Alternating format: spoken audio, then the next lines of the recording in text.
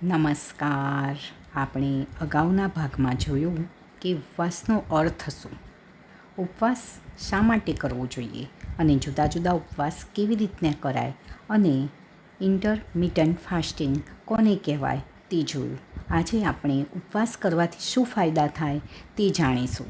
વધારે પડતું ખાવાને કારણે અથવા તો 3 ટાઈમ ખાવાને કારણે શરીરને જે નુકસાન થયું છે તે ઉપવાસ કરવાથી મોટે ભાગે રિવર્સ થઈ શકે.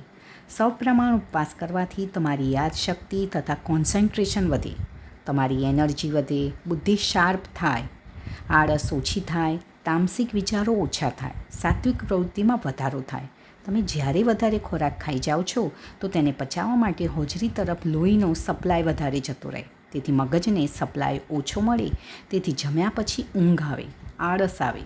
ઉપવાસ કરવાથી વજન ઘટે. જ્યારે આપણે ઉપવાસ કરીએ છીએ ત્યારે આપણું શરીર પ્રથમ લોહીની અંદર જે કંઈ ગ્લુકોઝ હોય તેનો એનર્જી તરીકે ઉપયોગ કરે. તે પતી જાય પછી આપણા શરીરમાં લીવર તથા મસલ્સની અંદર સ્ટોરેજ સ્વરૂપે ગ્લાયકોઝન જે પડ્યો છે તેને ગ્લુકોઝમાં રૂપાંતર કરીને વાપરે. તે પતી જાય પછી આપણી બોડી આપણી ફેટનો એનર્જી તરીકે ઉપયોગ કરે, એટલે તમારા શરીરમાંથી ફેટ ઓછી થાય, વજન ઘટે.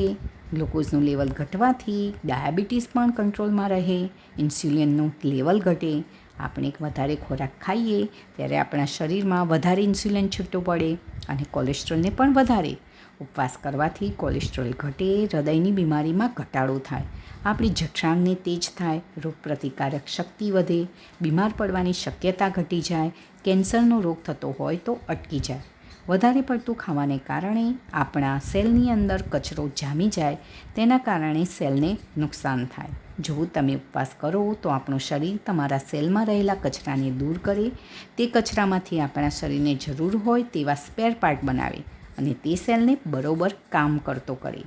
જ્યારે આપણે ઉપવાસ કરીએ છીએ ત્યારે આપણી અંદર આકાશ તત્વનું નિર્માણ થાય, ખાલી જગ્યા પડે છે, તમારું શરીર હળવું ફૂલ બને છે, તમારું મન એકદમ શાંત અને શાર્પ બને છે, યાદશક્તિમાં વધારો થાય છે. આપણે નોંધ્યું હશે કે જ્યારે આપણે મળત્યાગ કરીએ છીએ ત્યારે પેટ એકદમ હળવું ફૂલ લાગે છે, મન પણ શાંત થાય છે. જ્યારે આપણે ઉપવાસ કરીએ છીએ ત્યારે આપણું ન પચેલો ખોરાક પણ પચી જાય છે.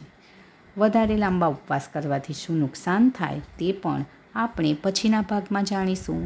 ત્યાં સુધી નમસ્કાર.